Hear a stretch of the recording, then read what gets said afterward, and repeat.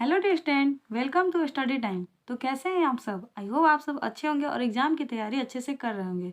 जैसा कि मैं आपको बता दूं, अगर आपको नहीं पता है तो आपका ये डीआरडीओ का जो एग्ज़ाम है वो फरवरी में होने वाली है।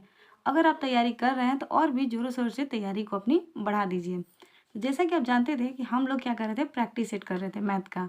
तो 5 प्रैक्टिस सेट हमने कर रखा है। आज का हमारा प्रैक्टिस सेट नंबर है 6, जिसका पहला क्वेश्चन है, एक अधिवर्ष में 53 रविवार आने की प्रायिकता क्या है? तो जैसा कि स्टूडेंट आप जानते हैं, अधिवर्ष में क्या होता है, 366 दिन होते हैं, यानी कि ये लीप ईयर की बात कर रहे हैं। और एक वीक में 7 दिन होते हैं। तो जैसा कि आप जानते हैं, 366 को हम जब 7 से डिवाइड करेंगे तो ये तो 7 से कटने नहीं वाला, लेकिन 364 जो है वो पूरी तरह 7 से कट जाएगा। इसे आप 7 से काटेंगे तो यह पूरी तरह से कट जाएगा। कितनी बार में कट गया? 32 बार में। यानी कि 364 तो हो गया, ये 7 से कटने वाले, यानी कि ये जो संडे से या मंडे से रिपीट होंगे तो एक सप्ताह बाद ये सभी दिन रिपीट होने लेंगे। और शेष का हमारा क्या बच जा रहा है? शेष बच जा रहा है 2 दिन। तो 2 दिन में क्या हो सकता है ये तो हमें नहीं पता, परंतु 2 दिन में या तो संडे हो सकता है या फिर मंडे हो सकता है। मंडे हो सकता है या ट्यूसडे हो सकता है, ट्यूसडे हो सकता है या वेडनेसडे हो सकता है, या आपका वेडनेसडे हो सकता है या थर्सडे हो सकता है। ये 2 दिन में कुछ भी हो सकता है। ऐसे रिपीट कर करके आपका थर्सडे फ्राइडे, फ्राइडे सैटरडे, फिर आपका सैटरडे और संडे, ये आपका 2 दिन में कुछ भी दिन आ सकता है। तो हमने देखा कि ये 2 दिन में हमारा कोई भी 2 दिन हो सकता है। तो हमें क्या क्वेश्चन पूछा है? रविवार, संडे की प्रायिकता पूछा है। तो आप देख सकते हैं, एक बार यहाँ पर संडे आ रहा है और एक बार यहाँ पर संडे आ रहा है, यानी कि 2 संडे आ रहे हैं। कितने वीक में? 7 में, क्योंकि 7 के बाद हमारा क्या होता है, डे रिपीट होने लगते हैं। तो इसकी प्रायिकता क्या होगी? 2/7, यानी कि option number B. I hope student आपको ये प्रश्न अच्छे से समझ में आ गया होगा। तो जैसा कि आप जानते हैं कि रोज हम 10 क्वेश्चन प्रैक्टिस सेट में करते हैं। तो चलिए बढ़ते हैं अब अपने अगले प्रश्न की ओर। अगला प्रश्न है हमारा, यदि एक समांतर श्रेणी में A24, यानी कि ये 24वां पद की बात कर रहा है, बराबर 2 है A10 के, यानी 10वां पद, ये दोनों क्या है, एक दूसरे के बराबर हैं। तो A72, यानी 72वां पद है, 2x है, तो हमें x का क्या करना है, मान ज्ञात करना है। तो जैसा कि आप जानते हैं, A24 क्या होता है, a प्लस में 23d, और 2 है तो 2 लिख देंगे। A10 के लिए क्या रखेंगे, a प्लस में 9d, क्योंकि n-1 करेंगे तो 10 में से 1 चला जाएगा। अब इसे हम तोड़ेंगे, a प्लस में 23d बराबर में 2 से इधर मल्टीप्लाई करेंगे, 2a प्लस में 18d, ये इधर आके घट जाएगा और ये इधर चला जाएगा, यानी कि आपका a बराबर क्या आ गया, 5d।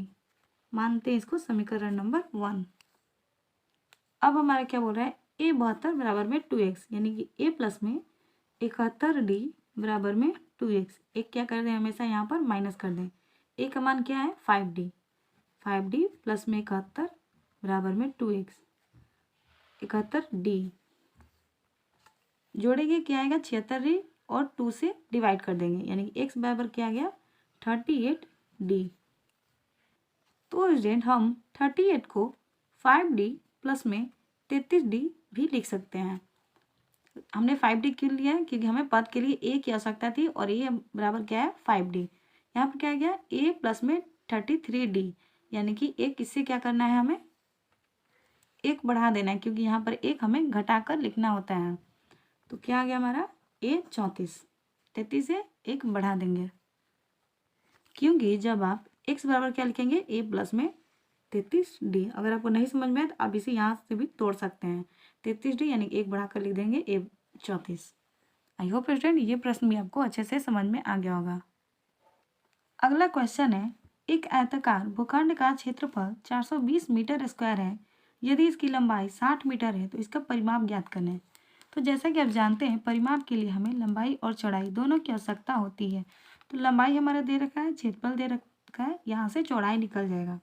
चौड़ाई का सूत्र होता है हमारा क्षेत्रफल बटे में लंबाई, यानी कि 420 मीटर स्क्वायर बटे में 60 मीटर, कितना आएगा, 7 बार में और मीटर। अब हमें लंबाई भी मिल गया और चौड़ाई भी मिल गया, तो हम परिमाप आसानी से ज्ञात कर लेंगे। परिमाप बराबर क्या होता है, 2 × L प्लस में B, लंबाई प्लस में चौड़ाई। यानी कि 2 को किससे मल्टीप्लाई कर देंगे, इन दोनों के लंबाई और चौड़ाई के जोड़ से मल्टीप्लाई कर देंगे, यानी कि 67। क्या आ जाएगा आपका आंसर, 134 मीटर में आएगा। ये आपका राइट आंसर हो गया। तो जैसा कि आप देख रहे हैं, ऐसे प्रश्न बिल्कुल आपके पेपर में आने वाले हैं, तो प्रैक्टिस सेट को स्किप करना छोड़ दीजिए, पूरा प्रैक्टिस सेट देखिए, इसके बाद आपकी तैयारी और भी स्ट्रॉन्ग हो जाएगी।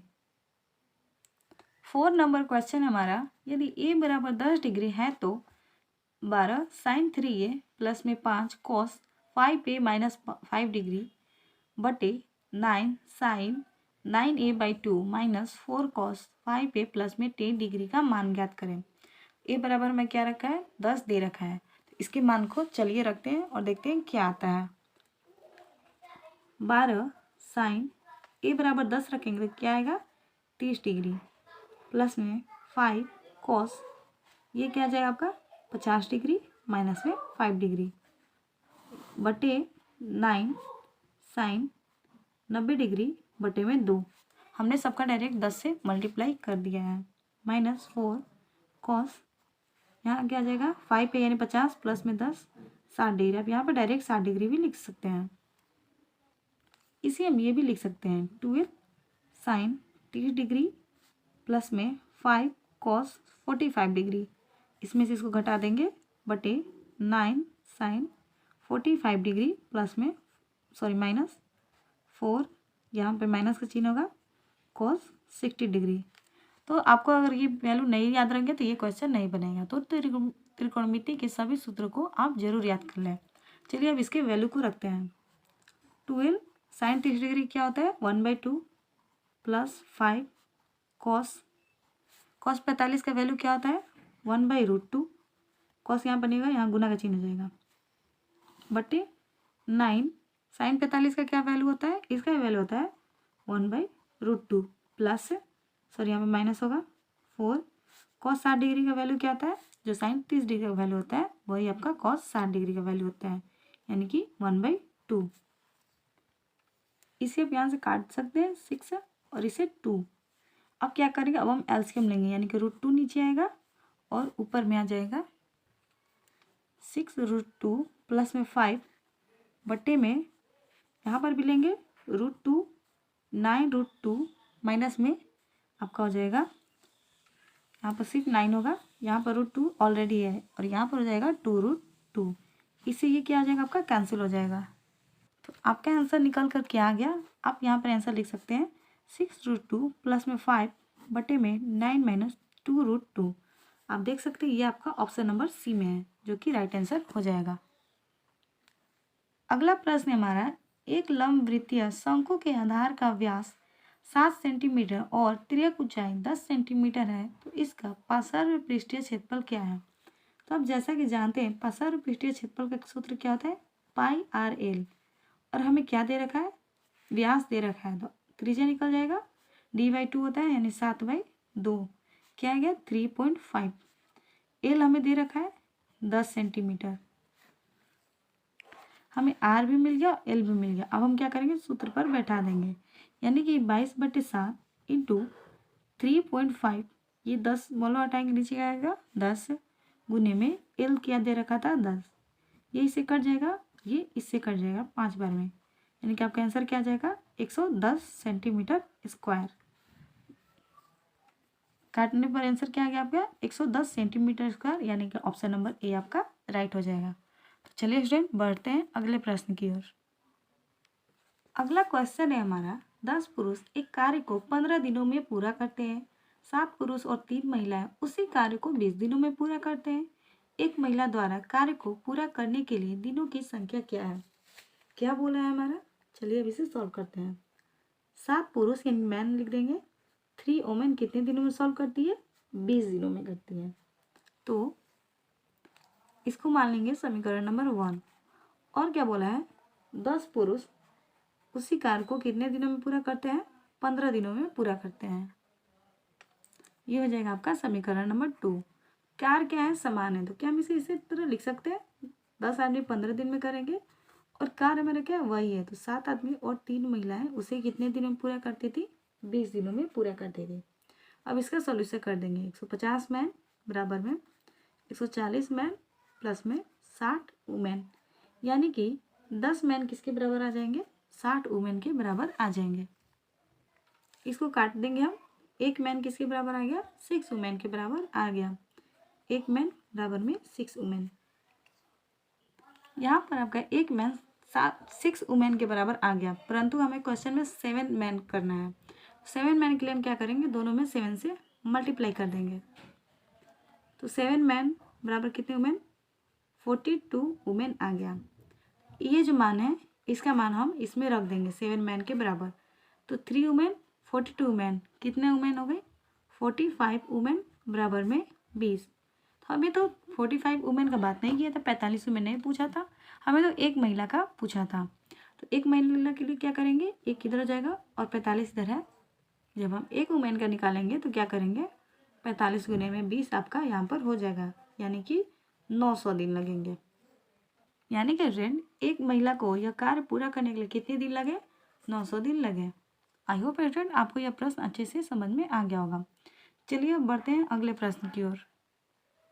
अगला क्वेश्चन है फ्रेंड, एक राशि को 4 मित्रों XYZ W के बीच क्रमशः 5:2:4:3 के अनुपात में वितरित किया जाता है।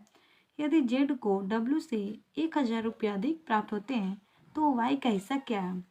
क्वेश्चन क्या दे रखा है, XYZ और W, इनको राशि कितने अनुपात में मिली, 5:2:4:3।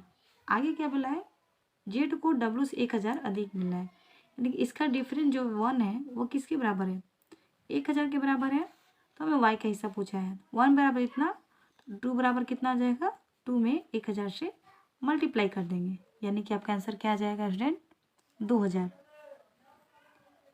ये आपका राइट आंसर हो गया ऑप्शन नंबर बी। Y का हिस्सा क्या निकल कर आ गया, 2000। ये जब 3 न समझे, ये 2 है। नेक्स्ट क्वेश्चन है हमारा, 15% की छूट देने के बाद एक वस्तु को 1190 रुपये में बेचा गया।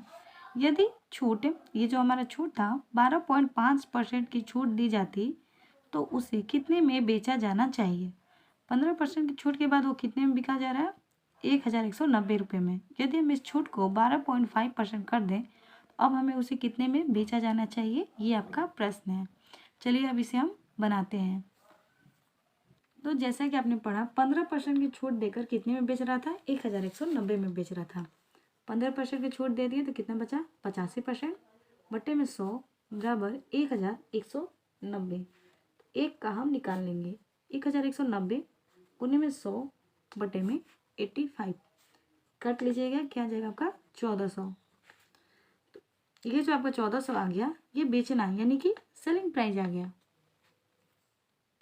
अब क्या बोल रहा है, इस सेलिंग प्राइस पर भी 12.5% की छूट देता है, यानी कि सेलिंग प्राइस कितना है हमारा 1400 माइनस कर देंगे कितना, 1400 का 12.5%।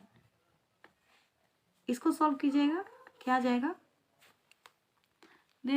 चलिए इसको कटा लेते हैं, क्या आ जाएगा, 1 0 परसेंटेज हटाएंगे कितना आ जाएगा, 00 परसेंटेज आप हटा दें, एक इससे कट जाएगा 5 से 25 बार में, 5 से 2 बार में, 2 से कितना आ जाए 7 बार में, क्या आ जाएगा आपका 140 माइनस में गुना कर लीजिएगा, 7 × 5 = 35 के 5 15 7 × 14 15 16 17, इसको इससे माइनस कर लेंगे, कितना था 1400 में से, तो आपका कितना आ जाएगा 1225।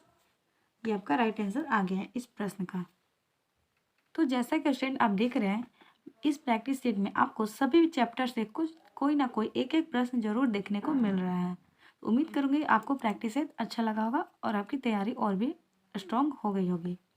चलिए फ्रेंड बढ़ते हैं अगले प्रश्न की ओर। रोहन, राहुल और राम की आयु क्रमशः 6, 10 और 13 है। ये क्या है, वर्ष है। उनकी आयु का योग राजीव की आयु देता है। सुमा राजीव से 5 वर्ष बड़ी है। 3 वर्ष बाद सुमा की आयु कितनी होगी। पहला हमारा क्या कंडीशन है, उनकी आयु का योग, इनकी आयु का योग क्या है, राजीव की आयु देता है, यानी कि क्या है 16 और 13, इनको ऐड कर लेंगे, कितना आएगा 29। ये किसकी आयु देता है, राजीव की आयु देता है। और आगे क्या बोला है, सुमा राजीव से 5 वर्ष बड़ी है। सुमा कितनी है राजीव से? 5 वर्ष बड़ी है, यानी कि 29 प्लस में 5 क्या हो जाएगा? 34। 3 वर्ष बाद सुमा की आयु कितनी है? ये जो सुमा की आयु है ये वर्तमान आयु है। 3 वर्ष बाद हम सुमा की आयु देखें तो इसमें क्या करना होगा? हमें 3 ऐड करना होगा। कितना आ गया? 37 वर्ष, यानी कि ये रहा सुमा की आयु 37 वर्ष। अगला क्वेश्चन है हमारा, आज का हमारा लास्ट क्वेश्चन है। जूली 110 मीटर की दूरी 18 सेकेंड में तय कर सकती है। दी गई चाल से जूली 1 घंटे में कितनी दूरी तय करेगी? तो जैसे कि स्टूडेंट आप देख रहे हैं हमारे सारे ऑप्शन किलोमीटर में दिए हैं, यानी कि दूरी भी आपका क्या आना चाहिए? किलोमीटर आना चाहिए। चलिए हम दूरी दिया है, समय दिया है, तो यहाँ से हमें क्या हो जाएगा? चाल ज्ञात हो जाएगा। चाल का सूत्र होता है दूरी बटे में समय, यानी कि 140 बटे में 18, ये आपका हो जाएगा मीटर पर सेकेंड, परंतु हमें किलोमीटर में लाना है, यानी कि हम 18 बटे 5 से यहाँ पर मल्टीप्लाई कर देंगे। 18 से 18 ये आपका कट जाएगा और ये आपका कट किया जाएगा 28 किलोमीटर प्रति हावर, यानी कि 1 घंटे में 28 किलोमीटर की दूरी तय करता है। हमारा क्वेश्चन में भी क्या दिया है? 1 घंटे में की तय की दूरी पूछा है, तो आपका राइट आंसर क्या आ जाएगा? Option number C, 28 kilometre. I hope student आपको हमारा क्लास अच्छा लगा होगा। मिलते हैं अपने नेक्स्ट वीडियो में ऐसे ही इम्पोर्टेंट क्वेश्चन के साथ।